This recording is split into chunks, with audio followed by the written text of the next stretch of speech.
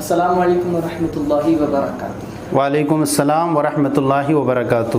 مفتی صاحب، بعض لوگ نماز کے اندر قیام کی حالت میں خصوصاً تراویح کے دوران جب قرأت لمبی ہوا کرتی ہے تو بار بار کھجلاتے ہیں، تو آیا اس سے نماز ہوتی ہے یا نہیں؟ نماز میں کوئی خلل ہوتا ہے یا نہیں؟ براہ کرم اس کی تفصیل بتا دیں۔ بسم اللہ الرحمن الرحیم۔ الصلاۃ والسلام علیک یا رسول اللہ، الصلاۃ والسلام علیک یا نبی اللہ، الصلاۃ والسلام علیک یا حبیب اللہ وعلی آلک و اصحابک یا نور اللہ صلی اللہ تعالیٰ علیہ وسلم۔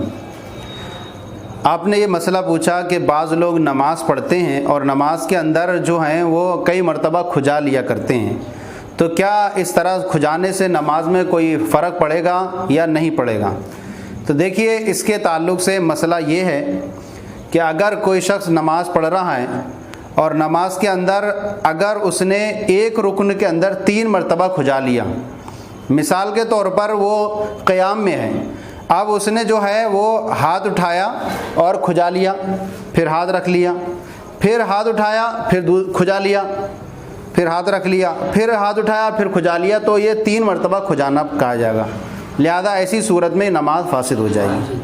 اور اگر اس نے جو ہے 3 مرتبہ نہیں کھجایا، ایک رکن میں 2 رکن تک 2 جو ہے مرتبہ کھجانا پایا گیا، تو ایسی صورت میں 2 مرتبہ کھجانے کی اجازت ہوگی۔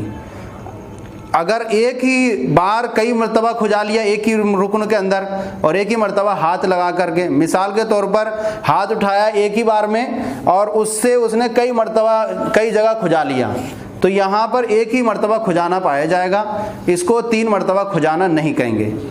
فتاوی عالمگیری جلد اول صفحہ نمبر 97 پر یہ مسئلہ موجود ہے کہ اذا حکا ثلاثا فی کل رکن تفسد صلاته ھذا اذا رفع یدہ فی کل مرۃ۔